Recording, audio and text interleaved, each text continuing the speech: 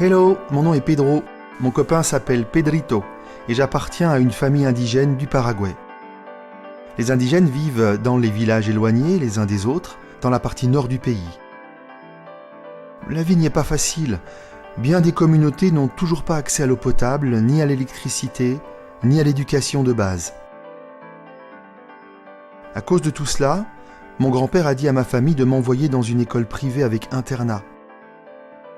Et c'est là que commence mon histoire. Cette école n'est pas située trop loin de chez moi.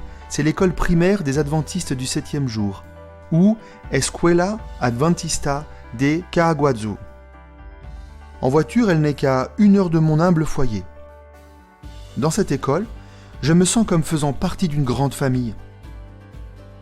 J'apprends à lire, à écrire, à faire des mathématiques, et même quelque chose de plus important. J'apprends qu'il existe un Dieu qui m'aime profondément.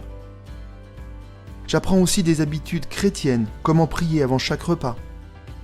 Aux premières vacances, je suis retourné à la maison, tout excité à l'idée de partager mes nouvelles expériences avec ma famille. Comme nous nous asseyions pour dîner, j'ai remarqué que tout le monde commençait directement à manger. Je me suis senti gêné, et bien que je n'ai que 7 ans, j'ai décidé de prier. J'ai penché ma tête et offert une prière silencieuse de remerciement pour la nourriture. Pourquoi fais-tu ça ? Mon père m'interpellait en criant à travers la table. On fait pas ça. Si tu veux prier, prends ton assiette et va dehors manger tout seul. J'ai tranquillement pris mon repas et suis sorti.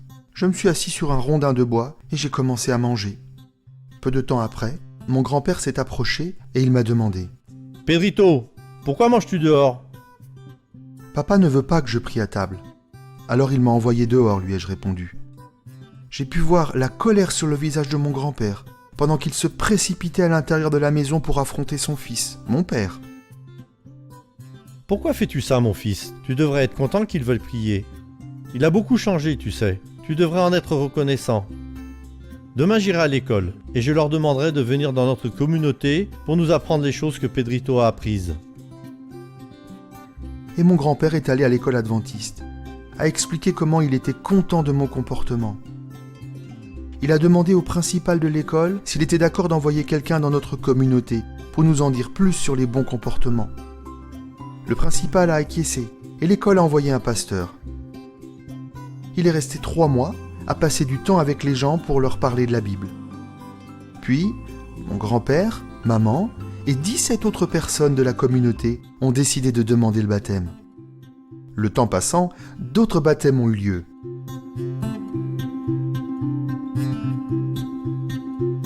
Il y a maintenant plus de 40 baptisés qui sont devenus membres de l'église adventiste du 7e jour. Le sabbat, nous chantons des hymnes, nous écoutons les histoires de la Bible et nous louons Dieu après chaque sermon inspiré. Beaucoup d'amis se joignent aussi à nous et nous prions pour le jour où chacun voudra faire partie de la grande famille de Dieu. Vous pouvez vous demander comment une église peut-elle être implantée par un jeune garçon ? La réponse est simple.